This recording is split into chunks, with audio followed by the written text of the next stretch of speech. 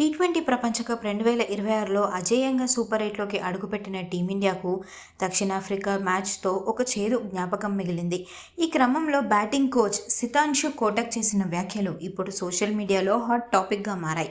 తాజాగా జరిగిన ప్రెస్ మీట్లో కోచ్ కోటక్ మాట్లాడుతూ టీమిండియా బలహీనతల గురించి చెప్పుకొచ్చారు. టీంలో టాప్ 3 బ్యాట్స్మెన్లు ముగ్గురు ఎడమ చేతి వాటం వారే కావడం ప్రత్యర్థి జట్లకు వరంగా మారుతోందని ఆయన అభిప్రాయపడ్డారు.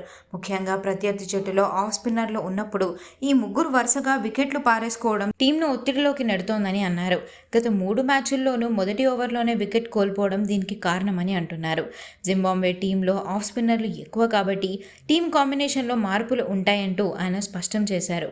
ముందుగానే ప్లాన్ను చెప్పడం కరెక్ట్ కాదు, కానీ మార్పుల గురించి ఆలోచిస్తున్నాం అని ఆయన చెప్పుకొచ్చారు. ఈ నేపథ్యంలో రైట్ హ్యాండ్ బ్యాట్స్మెన్ స్పిన్ను అద్భుతంగా ఆడే సంజు శాంసన్ను తుది జట్టులోకి తీసుకొని రావడం దాదాపు ఖాయమైనట్లుగా తెలుస్తోంది.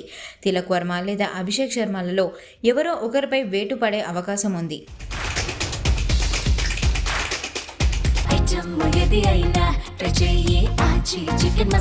ఆచీ చికెన్ మసాలా